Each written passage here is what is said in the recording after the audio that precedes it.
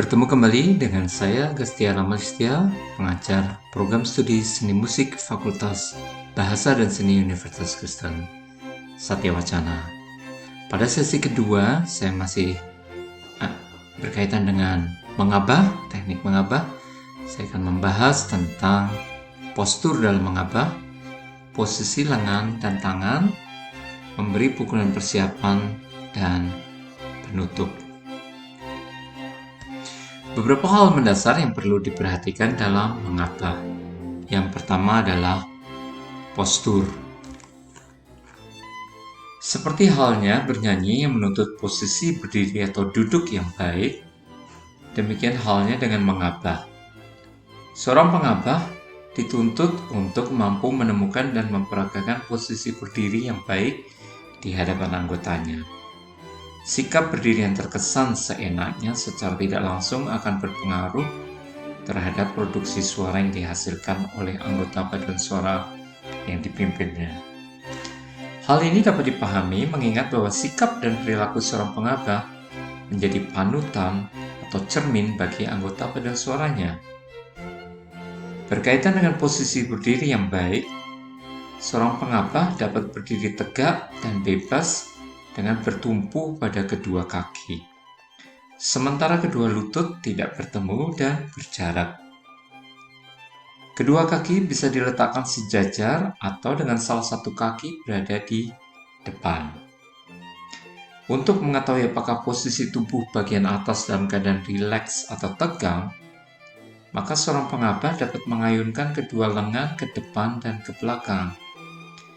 Apabila posisi bahu dalam keadaan tegang, maka biasanya kedua lengan tidak dapat berayun dengan bebas. Bahu yang tegang akan ditanggapi oleh paduan suara dalam bentuk produksi suara yang terjepit.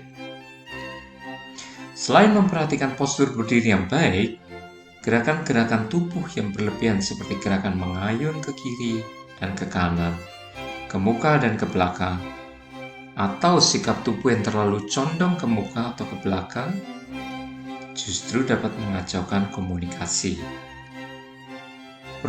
Proyeksi suara yang baik akan sulit terwujud bila posisi berdiri pengabah terlalu condong ke arah penyanyi. Dalam kenyataannya, di lapangan, kita banyak menjumpai pengabah yang tanpa sadar membukukan badan sedemikian rupa untuk menunjukkan tanda dinamika lembut, atau sebaliknya berjinjit untuk meminta paduan suara bernyanyi dengan keras. Sekali lagi, gerakan-gerakan tubuh yang berlebihan seperti ini justru bukannya mendukung ekspresi paduan suara, namun sebaliknya bersifat kontraproduktif terhadap produksi suara para penyanyi.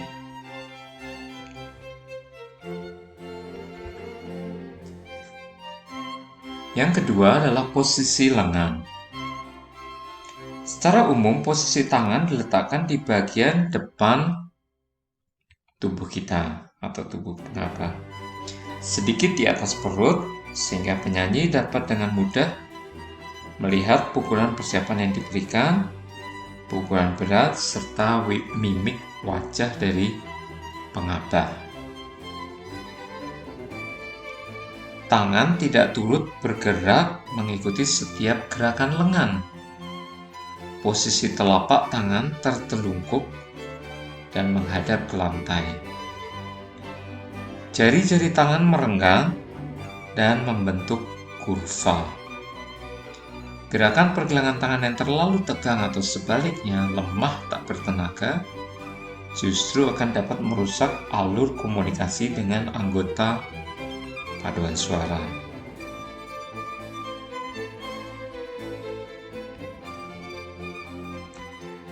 Lengan atas, bahu hingga siku diletakkan merapat ke badan namun tidak sampai menempel.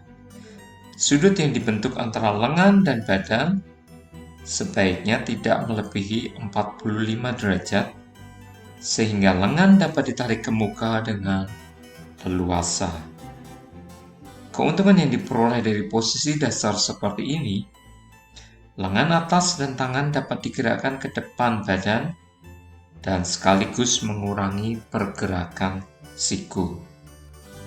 Pergerakan naik dan turun siku dapat membuyarkan fokus pada ujung-ujung jari.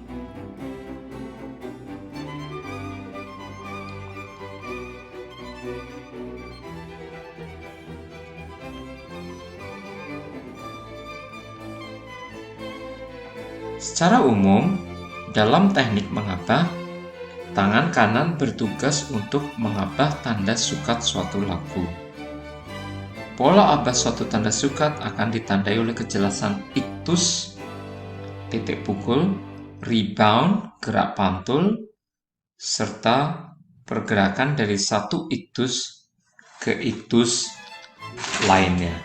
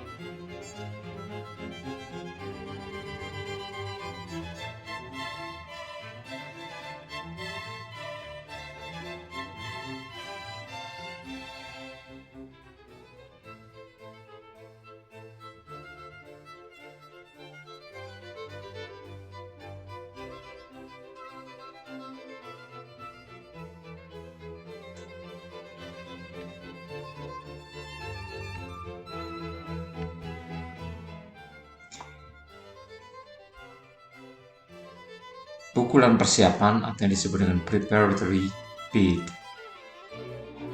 Jika nada awal suatu lagu berharga satu ketuk penuh, maka pukulan persiapan diberikan satu ketuk sebelum nada awal lagu tersebut.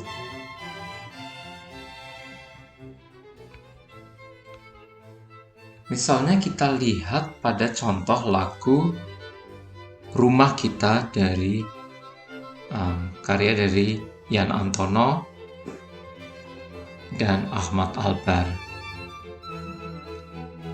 Lagu masuk pada ketukan pertama. Lagu ini bertanda sukat 4/4. Maka pukulan persiapan diberikan satu ketuk sebelum ketukan pertama, yaitu pada ketukan keempat. Pada contoh kedua, lagu Bimbi, lagu masuk pada ketukan 4 gantung.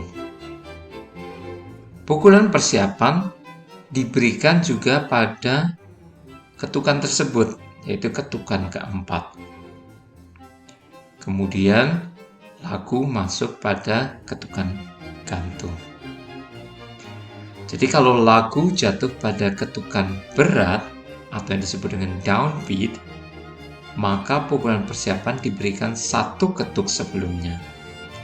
Tetapi kalau lagu jatuh pada masuk pada ketukan gantung, upbeat, maka pukulan persiapan diberikan pada ketukan itu juga.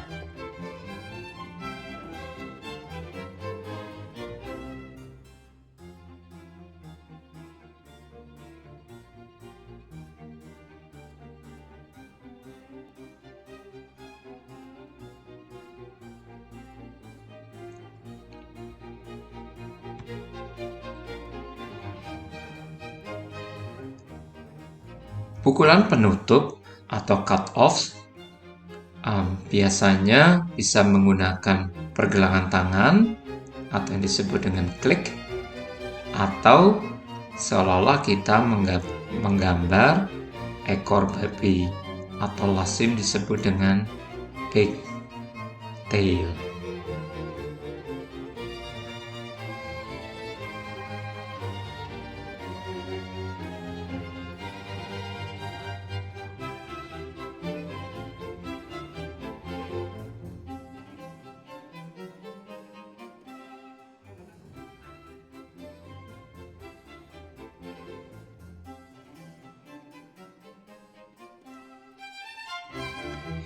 Demikianlah penjelasan dari saya berkaitan dengan posisi lengan dan tangan, pukulan persiapan dan penutup. Semoga informasi ini membantu kita semua. Terima kasih.